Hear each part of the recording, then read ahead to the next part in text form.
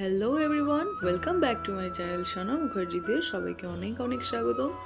তো আজ আমি বসে পড়েছি আমার আঁকা খাতাটা নিয়ে একটা নতুন কিছু আঁকবো বলে। তো অনেকক্ষণ ধরে খোঁজাখুঁজির পর ফাইনালি আমি একটা ছবি পেলাম আঁকার, আর এটাই ঠিক করলাম যে আঁকবো। তোমাদের আমি একটা কথা বলে রাখি, আমি কিন্তু প্রফেশনালভাবে কোনো আর্টিস্ট নই, তাই আমি নতুন করে আঁকাটাকে আবার শুরু করলাম। মুখের স্ট্রাকচারটা করার জন্য আমি ফার্স্টে দাগগুলো টেনে নিলাম।